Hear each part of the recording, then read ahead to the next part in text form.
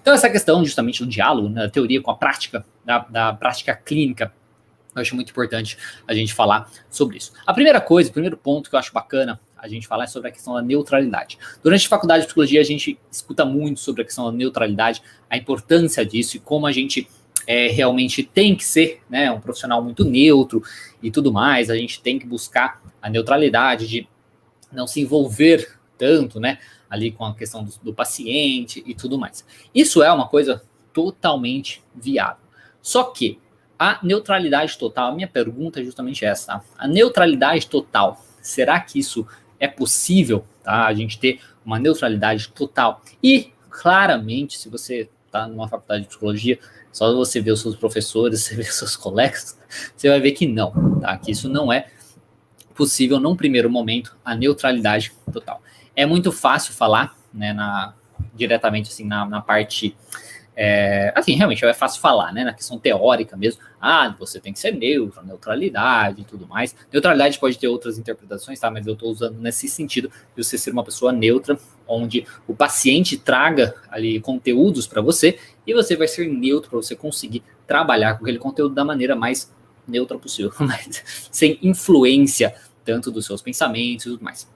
Só que essa neutralidade, mais ou menos nesse sentido, é muito difícil da gente conseguir inicialmente, tá? Porque nós temos as nossas crenças, tanto como pessoas, tá? As nossas crenças como pessoas, então crenças de como o mundo deve funcionar, como as pessoas deveriam agir, porque eu gosto da pessoa disso, porque eu gosto de pessoas agirem dessa maneira, eu acho errado pessoas ser de tal maneira. E também nós temos nossas crenças como terapeutas, como nós achamos que a terapia deve acontecer, como nós achamos que o tratamento deve acontecer, como a gente acha que o paciente deveria agir, seja no primeiro momento, seja depois do tratamento e coisas nesse sentido.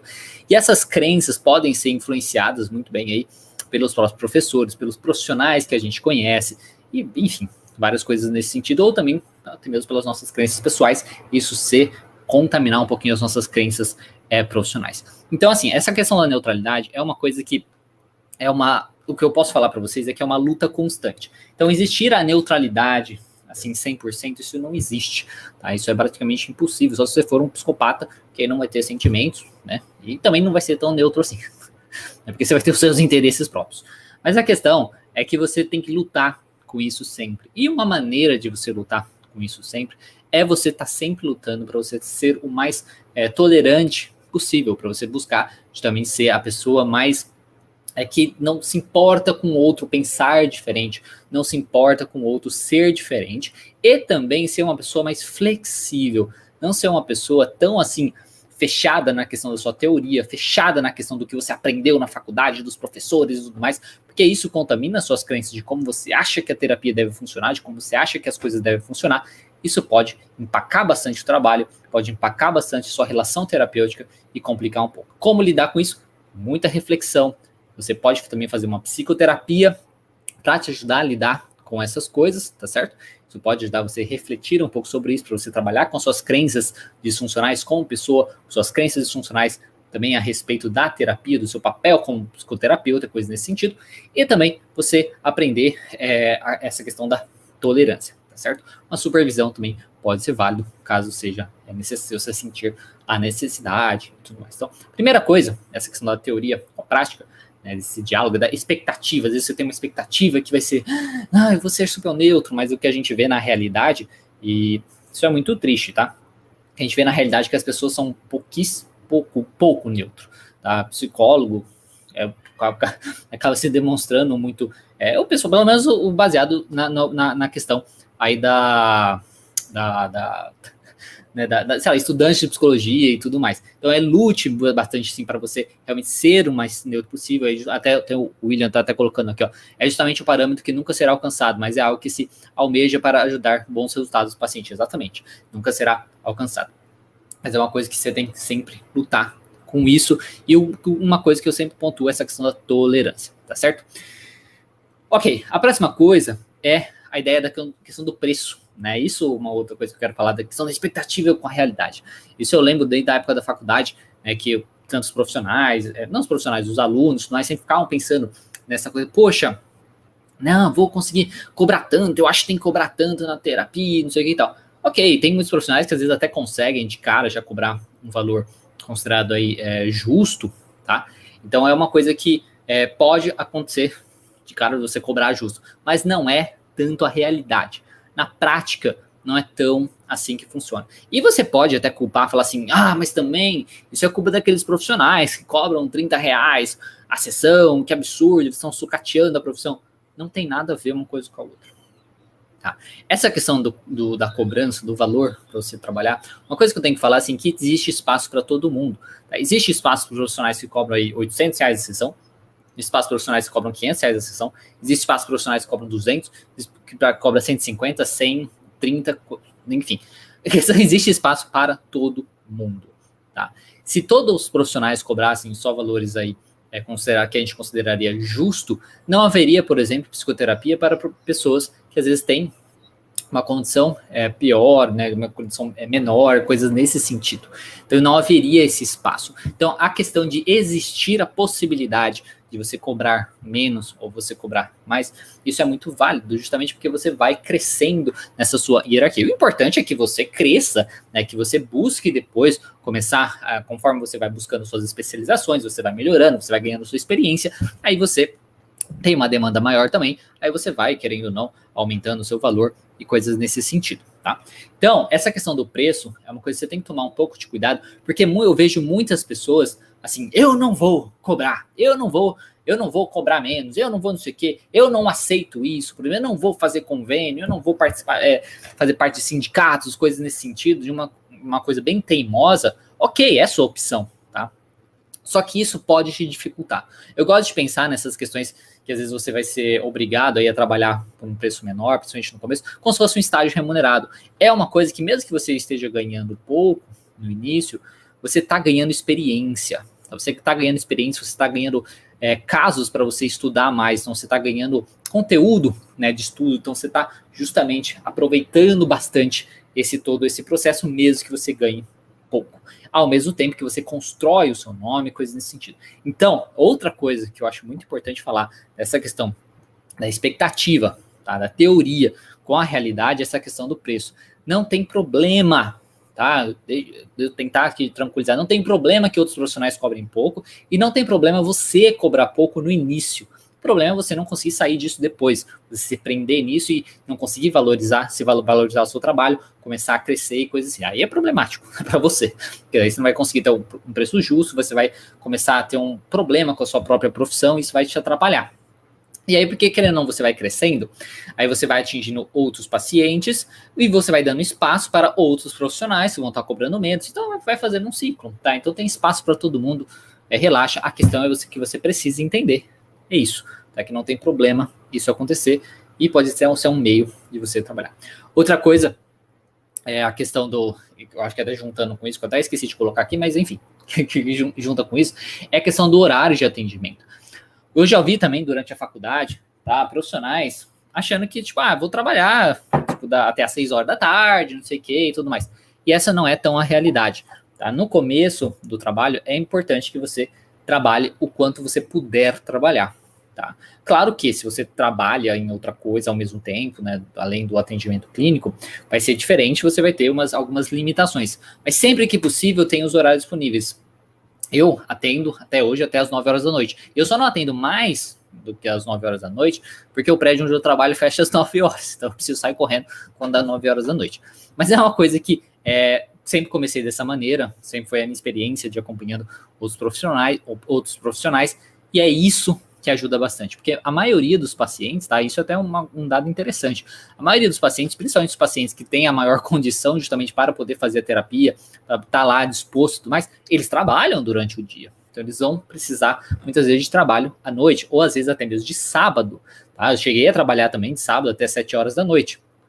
Então, é uma coisa que você precisa ter um pouquinho a mente aberta para isso também, porque se você ficar preso na sua cabeça aí, nessa expectativa de que você vai ter um horário de trabalho normal, você vai se prejudicar, você pode se prejudicar bastante, tá? Porque você tem que estar, no início, você estar disponível ali para o paciente, você está disponível os melhores, todos os horários possíveis aí, e aí depois, com o tempo, você vai construindo a sua autoridade, você vai construindo aí a sua cartela de pacientes e tudo mais, você vai podendo selecionar os horários que você quer trabalhar, que você acha bom trabalhar. Coisa nesse sentido. Então, tira um pouquinho da cabeça dessa coisa de que você, vou trabalhar do seu... Você tem que deixar de ser muito assim, vai ser do meu jeito, sabe? Vai ter que se adaptar muito bem para essas questões, tá? Nessa questão da teoria com a prática. Então, essa questão, né, é muito isso. Outra coisa é a questão dos pacientes, né? Às vezes você acha que você não precisa fazer muita coisa para os pacientes aparecerem, né? Aparecerem para você e tudo mais. Às vezes a gente fica na dúvida, será que o paciente vem atrás de mim? Muitas pessoas, o que elas fazem? Elas se formam, aí elas fazem lá o cartãozinho, tipo o cartão de visita, por exemplo, e aí entrega para conhecidos, né? Entrega para conhecido e tudo mais. E, gente, né, vamos ser sinceros, né? Normalmente não é assim que as pessoas procuram terapia. Pelo menos eu nunca fui uma dessas pessoas também, né? Nossa, eu tô, sei lá, numa academia, né, vejo um cartão de um psicólogo, falando, nossa, um psicólogo, eu vou procurar esse psicólogo que está aqui, né, e tal. Então, essa ideia de que você vai, às vezes, simplesmente fazer de um jeito muito mais passivo, nessa questão de uma maneira mais passiva, isso não vai acontecer, tá? É muito mais difícil, você precisa partir muito mais para a questão prática mesmo, para você sabe, correr atrás disso. Então, tá? A questão de você procurar, você precisa, não vai ser uma coisa tão passiva, tá? Não vai ser uma coisa tão passiva de você, vou deixar meu cartãozinho ali e tal. Você vai precisar trabalhar além disso. Seja trabalhando, buscando, às vezes, parcerias, então, indo atrás de parcerias, indo atrás de convênios, indo atrás de sindicatos, indo atrás, às vezes, de psiquiatras, indo atrás de outros profissionais, de clínicas, tá? Você precisa ir atrás. Ou você ir atrás de você investir quando eu falo é tempo, tá? Investir tempo, não investir dinheiro e tal. Investir tempo numa rede social, tá? Por exemplo, tá? Como aqui. Né? Então, investir numa rede social, seja no YouTube, seja no Instagram, tudo junto, enfim. É uma coisa que você precisa ser muito mais proativo e buscar justamente para fazer palestras e tudo mais. Se você acha que você vai lá montar uma clínicazinha e ficar lá esperando, isso não vai acontecer. É muito difícil isso acontecer, tá? Então, essa questão do paciente, ele não vem até você, você precisa ir atrás. Você não vai chegar para o paciente no meio da rua, você quer terapia, não é assim. Mas você vai buscar, você tem que mostrar o seu valor, então, indo atrás de parcerias, ou você mostrar o seu valor através de palestras, através justamente da rede social, coisa desse tipo. E tem espaço para todo mundo, tá? Você pode achar, mas tem muito profissional na rede social. Mas, gente, dos 380, eu conferi, tá? Esse número já. 380.500, acho. Pacientes, psicólogos formados, né, no Brasil, por exemplo, qual é a porcentagem desses profissionais que estão trabalhando na clínica? E qual a porcentagem desses que estão trabalhando na clínica estão com rede social? Tá? Então, é uma coisa assim, ou que tem uma grande rede social. Tá? Eu acho que dá para contar, não sei, dá para contar nos dedos, mas menos de 100 deve ser, tá? Menos de 100 deve ser os que têm uma rede grande, uma rede, né, nem sei se eu posso ser considerado uma rede grande, mas enfim, eu tô chegando nos 70 mil aqui no Instagram, mas no YouTube eu tô com 115 mil já inscritos. Mas enfim, no que pode ser considerado assim, são poucos, tá? Então é muito nesse sentido, tá? Vamos ver. Nessa questão também, uma coisa, né, que aí pode ser, não direi, eu acho que certo mas não é, tá? A questão de você, às vezes, achar que você não tem que se preocupar com a sua aparência. Isso, muitos estudantes de psicologia também têm uma ideia de que, poxa, não, a pessoa tem que me aceitar do jeito que eu sou, então se eu tenho uma tatuagem na cara, se eu quero pintar meu cabelo, deixar a cor, raspar toda a cabeça e deixar um fio assim verde aparecendo, deixar o piercing, não sei o que e tal. Ok, você tem o seu direito de você ser como você quiser, tá? Mas uma coisa que você tem que entender, que aí entra justamente nessa questão da expectativa com a realidade, é que as pessoas, assim como a questão da neutralidade, você também tem os seus preconceitos, seus pensamentos, os outros também têm isso. E você não seleciona os pacientes que você quer atender, pelo menos não no início. Depois, lá na frente, você vai selecionar se você quiser, né? Se você tiver a demanda e tudo mais, você vai até poder selecionar. Mas no início, não. Então, no início, seja o mais neutro possível na questão também de aparência, tá? Então, assim, não exagere tanto, seja o mais neutro possível, para que você não ative tantas possíveis crenças disfuncionais tá, dos seus possíveis pacientes e evite eles, às vezes, entrar em contato com você. Eles, às vezes, procurarem seu trabalho. Ah, mas que absurdo, a pessoa tem que me aceitar do jeito que eu sou. Sinto muito, mas o mundo não funciona do jeito que você gostaria que o mundo funciona, tá? O William até falou, você sempre será escravo de suas decisões. Sim, você sempre será escravo das suas decisões. Então, evite tomar decisões muito assim, exageradas, tá? Muito exageradas, muito que causem consequências muito grandes, assim, né? Muito ruins, assim, negativas. Então, assim, tente tomar cuidado, tá, com essa questão. Seja o mais neutro possível. Eu, particularmente, sou tão cagão com isso, que no início eu não usava nem relógio, né, na terapia. Ai, meu Deus, né, eu tentava ser o mais neutro possível, nem relógio, nem nada. Mais formalzinho e tal. Hoje não, hoje eu já me liberto, até mesmo meu jeito, tá, eu sou muito mais solto e tudo mais, mas porque hoje eu me sinto muito mais livre para fazer isso. Então, assim, no começo, por favor, seja o mais neutro possível, tá? Seja o mais neutro possível. Então, ó, jeans e blusa básica sempre. É uma recomendação, tá? Eu acho que para psicanálise isso também é válido. Eu acho que também é válido para psicanálise, tá? Eu acho que é válido para tudo isso. Porque você nunca sabe a pessoa que você está trabalhando com pessoas muito diferentes. Então, se você se você passa muito, querendo um estereótipo muito específico, sabe, isso pode atrapalhar bastante na terapia, na relação terapêutica, atrapalhar até mesmo no começo ali, do paciente às vezes nem começar com você. Então seja o mais neutro possível. E aí depois você vai, conforme você vai ganhando uma maior confiança, você vai tendo uma demanda legal de pacientes e tudo mais, aí você pode direcionar, ser uma pessoa mais descolada, não sei o que e tal, que fica, entendeu? Mas no começo, eu diria para você ser o mais neutro possível nessa questão de aparência também, tá? Eu acho que tem que tomar um pouco de cuidado com isso. Você pode ter a sua identidade do comunicador e tudo mais, mas eu acho que você talvez comece a fazer isso depois, tá? Comece a ser neutro, comece a ter identidade muito mais da questão de comportamento e tudo mais. Fuja dessa questão, as pessoas têm que me aceitar, não é assim, né? Na vida, beleza, mas na profissão não é muito assim que funciona, tá? É uma dica interessante aí. Eu acho muito, porque até mesmo hoje em dia, a questão política, né? Hoje em dia, política tá um saco. Se a pessoa é de um lado, meu Deus, não gosta do outro e não gosta disso e tal. Então tente evitar também estereótipos nesse ponto. Né? Às vezes, pessoas... Já tive, tá? Já tive casos disso, que eu passei por isso, onde pacientes já chegaram para mim e falaram assim, olha, eu quis fazer com você porque você não parece ter tal aspecto político. Né? Você não parece ter tal visão política. Por conta da questão da aparência, querendo ou não, existe um certo estereótipo que a gente acaba usando, né, que a gente tem no cego preconceito com essas questões, tá? Então isso é válido. Aí você pode falar assim, foda-se, né? Tipo, o problema é do paciente, se ele não quer. Tá, se você tá assim, você quer ficar, né? Se no começo, principalmente, você não quer ter paciente, o problema é seu. Mas é uma questão nesse sentido. Então, ser o mais neutro possível é muito cuidado com isso, tá? Atenção para a dor nos religiosos também. Isso pode ser uma coisa também. Claro que dependendo, tá? Às vezes você vai começando depois a atender públicos, que é muito mais esse pessoal mais religioso e tal, não vai fazer tanta diferença para você. Mas no início, pode ser interessante, dependendo do preconceito que a pessoa tem com uma determinada religião, pode também, sim, ser válido você tentar ser neutro com isso também, tá? Alguém colocou aqui, que eu vi passando. O outro aqui, paciente bolsominion.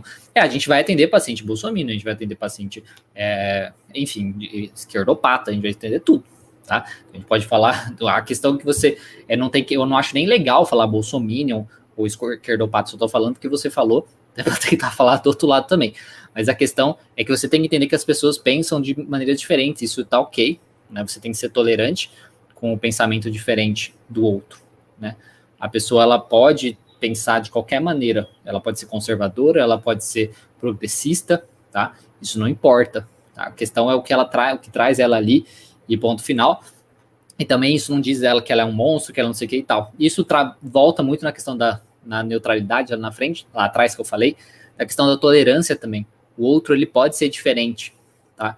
E a gente tem que lutar por isso, né? Por outro ser diferente, poder ser diferente, ter o pensamento diferente. Isso é a magia da vida, é a gente poder ser diferente. Diferente de ideia também é ser diferente. Então, toma até cuidado, tá? Que você falou isso, você falou brincando, você falou sério, se você é uma pessoa que é dessas que fica acusando os outros assim. Mas evite, tá? Eu falaria até para você evitar ser uma pessoa muito assim de colocar rótulos, assim, porque você diminui muito, né, a pessoa, o que a pessoa realmente é, baseado nisso. É igual quando você ficar chamando de ista qualquer pessoa que tem algum comportamento, né? Comportamento X, o comportamento Y e tudo mais. Então, eu acho que tem que tomar um pouco de cuidado com isso, e até mesmo vai ser muito mais válido para você como pessoa, como também para o seu paciente, tá? A gente tem que aprender a abraçar todas as pessoas, o diferente, né?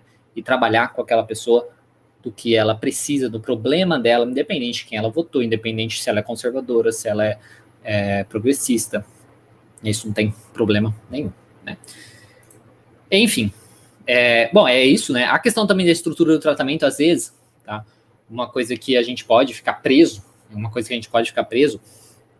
é uma coisa na questão da estrutura do tratamento. Porque existem muitas abordagens, como, por exemplo, a TCC mesmo, né? A TCC mesmo tem essa questão de você de ter a estrutura do tratamento, como vai ser a estrutura e tudo mais, né?